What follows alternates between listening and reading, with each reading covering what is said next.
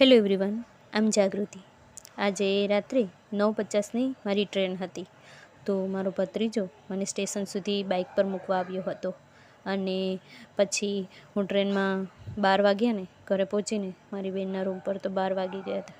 એટલી બધી થાકી ગઈ હતી, તો નાઈને આવીને તો મારા પગ તો એકદમ સંકોડાઈ ગયા હતા. પછી જ્યાં બેઠી હતી ને ત્યાં જ સૂઈ ગઈ અને છેક 8:30 વાગે મારી ઊંઘ ઉડી. સવાર થઈ ગયું હતું, બહાર એકદમથી અંજવાળું થઈ ગયું હતું.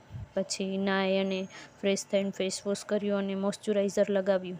અને મારા હેર પર એટલા એકદમથી ફ્રીઝી થઈ ગયા હતા ને, તો એ ઓળ્યા અને આંખ તો પણ ખુલતી જ નહોતી. અને બાકી બધું જે બી બોક્સ એન્ડ ઓલ હતું એ બધું બેગમાં રાખ્યું અને પછી ચા ખાંડ લેવા માટે જતી હતી. તો બહાર દરવાજો ખોલ્યો ને તો કાજુ અને એની ફ્રેન્ડ આવી ગયા. એ લોકો હેર સ્ટ્રેટ કરાવવા ગયા હતા. તો પછી એના હેર સ્ટ્રેટ જોઈ અને પછી હું શોપ ગઈ.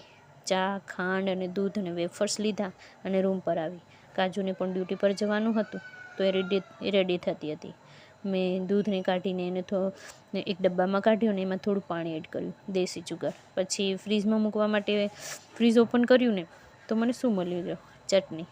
પછી એ લોકોને નાસ્તામાં ચણા બનાવવાના હતા, તો અને મારા માટે ચા. તો મેં ચાને એક ગેસ પર બનાવવા મૂકી અને બીજા પર ત્યાં સુધીમાં ચણા બફાઈ ગયા હતા. તો પછી ચણા વઘાર્યા અને પછી બધાએ નાસ્તો કર્યો. 3 જણ ચા પીતા હતા, તો 3ની જ કાઢવાની હતી. અને હું પછી નાસ્તો કરી ચા પી અને પછી મંદિરે ગઈ. તો ચલો, બાય બાય, ટાટા.